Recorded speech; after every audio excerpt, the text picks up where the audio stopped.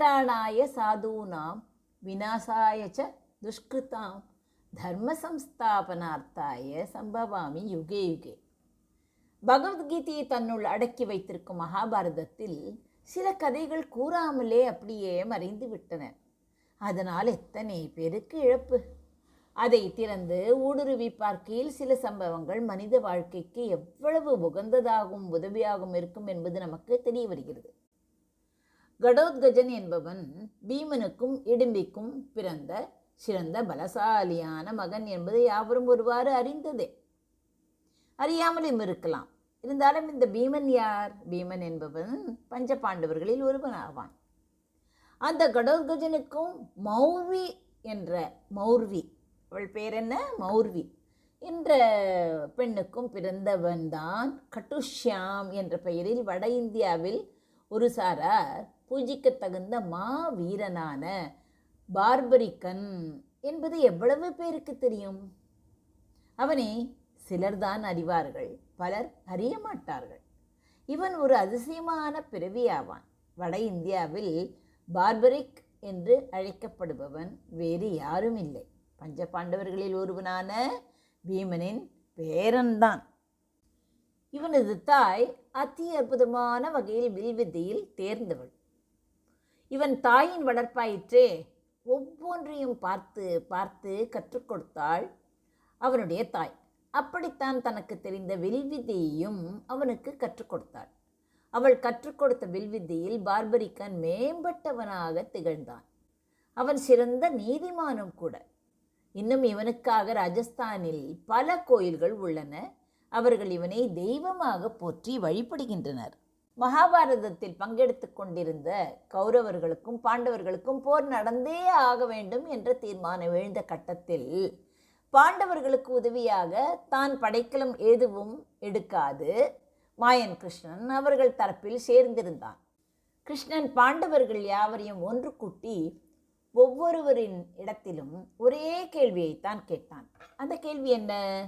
ஒவ்வொருவரும் அவரவர்கள் தனித்து நின்று போர் புரிந்தால் இந்த போர் எவ்வளவு நாட்களுக்குள் முடியும் என்பதுதான் அந்த கேள்வி. பீஷ்மரிடம் கேட்டபொழுது அவர் என்ன சொன்னார் தெரியுமா?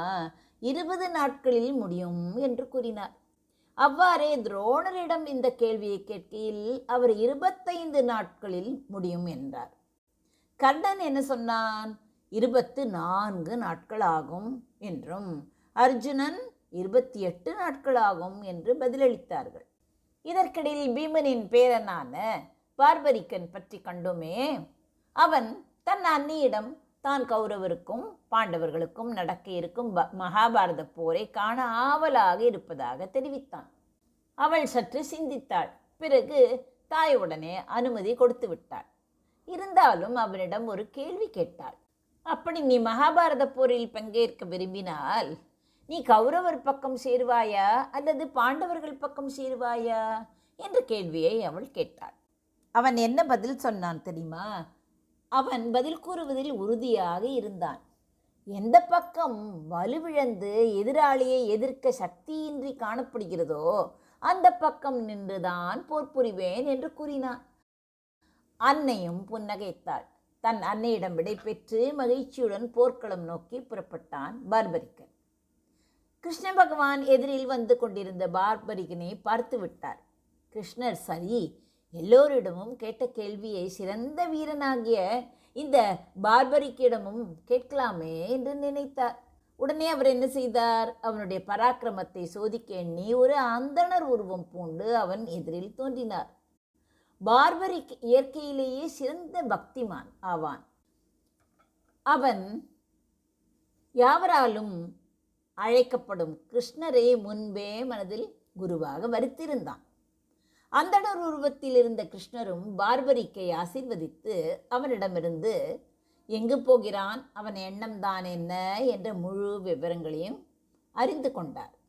அப்படி அறிந்த பின்னர், ஆஹா, தனித்து நின்று நீ போர் புரிய நேர்ந்தால் இந்த பாரத போர் எவ்வளவு நாட்களுக்குள் முடியும் என்று பாண்டவர்களிடமும் மற்றவர்களிடம் கேட்டாரே, அதே கேள்வியை அவனிடமும் கேட்டார்.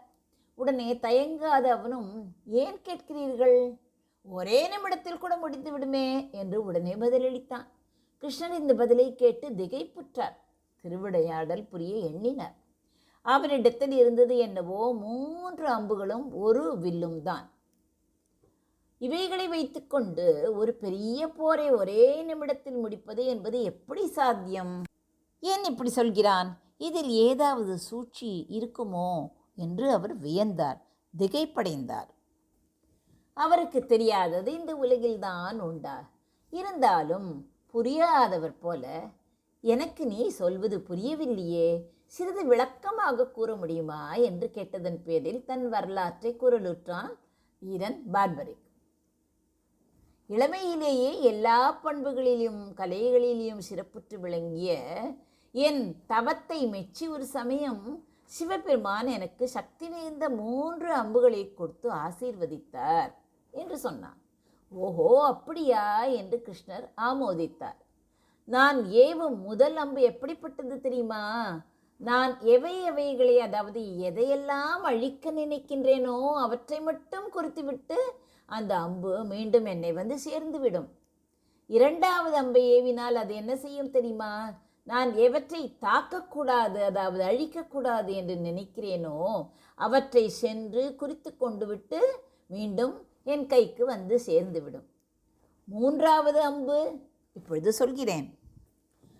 அதன் வேலை என்ன தெரியுமா? அதுதான் முக்கியமானது. ஏனென்றால் அழிக்க வேண்டாதவைகளை தவிர்த்து விட்டு அழிக்க வேண்டியவைகளை மட்டும் அழித்து மீண்டும் என் கைக்கு வந்து சேர்ந்துவிடும்.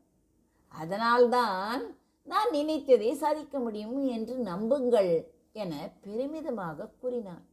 கிருஷ்ணர் உடனே மனதில் ஒரு கணக்கு போட்டு விட்டார்.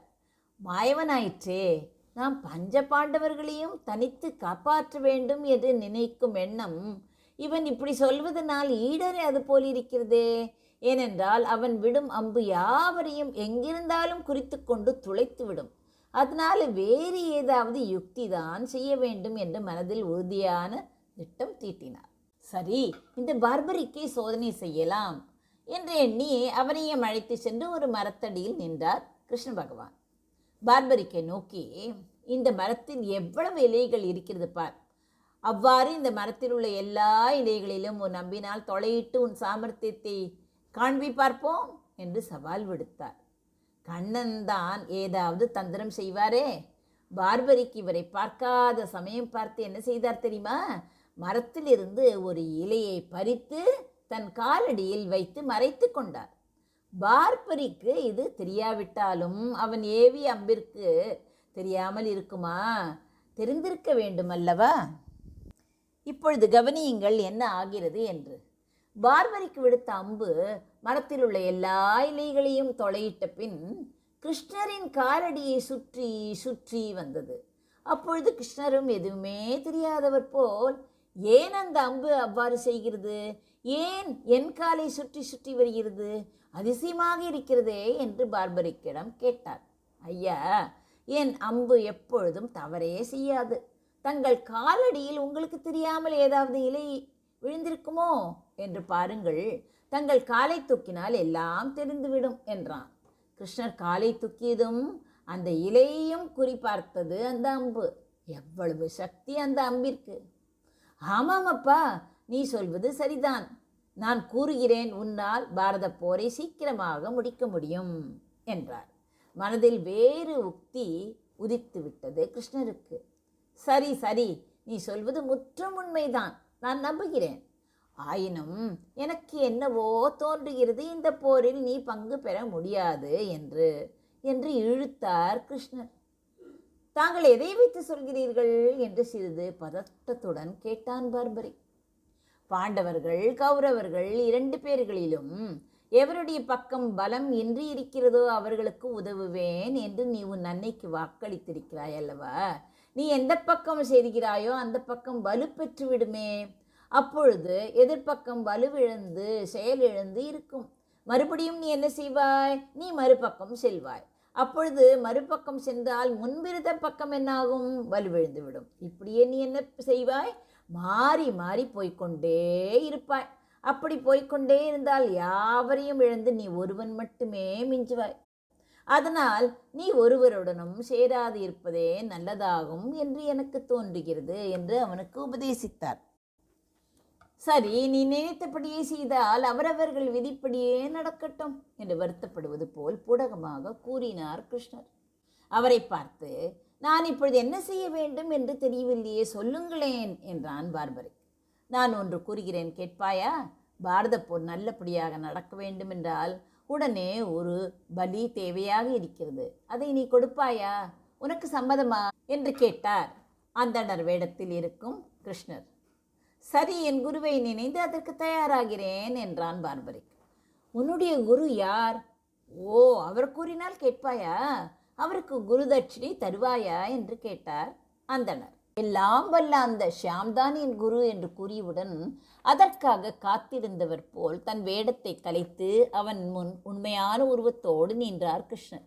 அவரை கண்ட ஆனந்தத்தில், குருவே தாங்களா? தங்களை காண நான் என்ன பேறு பெற்றேன். தாங்கள் எந்த கட்டளையிட்டாலும் அதை ஏற்க சித்தமாயிருக்கிறேன். சொல்லுங்கள், ஆணையிடுங்கள் என்றான். கிருஷ்ணரும், அப்பொழுது குரு காணிக்கையாக உன் தலையை கொய்து தா என்றார். என் தலையை கொய்து தருவதில் எந்த விதமான ஆட்சேபனையும் இல்லை குருவே. ஆனால் நான் முன்பே கூறினேனே, எனக்கு மகாபாரத போரை காண வேண்டும் என்று. அது முடியாதே என்று கூறினான் பார்பரிக்.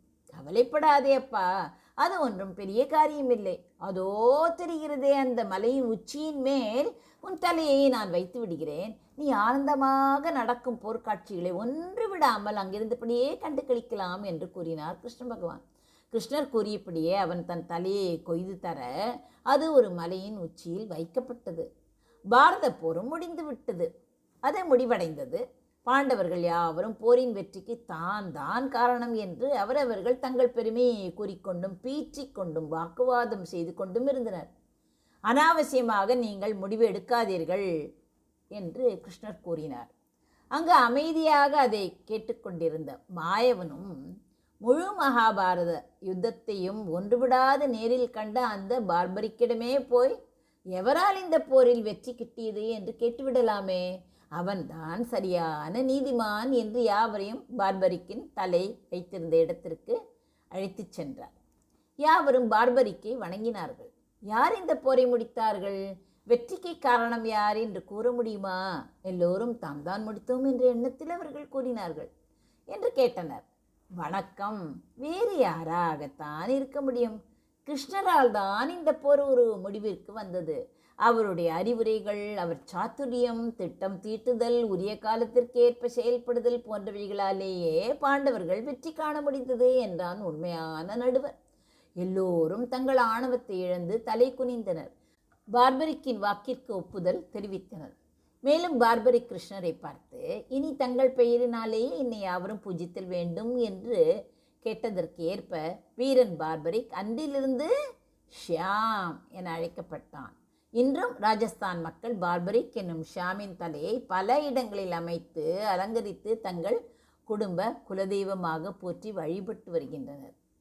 கலியுகத்தில் கிருஷ்ணரின் பெயரான ஷியாம் என்னும் பெயரால் அழைக்கப்படுவார் என்ற வரத்தை பெற்ற பார்பரிக் தன் பெயரை சொல்லி பணிபவர்கள் யாவரும் எல்லா நலத்தையும் பெற வேண்டும் என்ற வரத்தையும் பெற்றான். இப்பொழுது இவர் கட்டு ஷியாம்ஜி, ஷியாம் பாபா என்றெல்லாம் போற்றப்பெற்று தீன் பந்தாரி, அதாவது 3 அம்புகள் கொண்டவன் எனும் பெயரும் பெற்று விளங்குகிறார். குருவின் விருப்பத்தினை சிறிதளவும் தயங்காது செயலில் காட்டி நல்ல நீதிமானாக விளங்கிய சீடனை போற்றி நாமும் குருவிற்கு தகுந்த சீடர்களாக விளங்க முயன்று வாழ்வில் வெற்றி பெறுவோம். குருவை மதித்து அவருக்காக எதுவும் செய்வான் சீடன் என்ற கருத்தை இந்த கதை மூலம் தெரிந்து கொள்ளலாம். நன்றி, வணக்கம். உமா பாலசுப்ரமணியன்.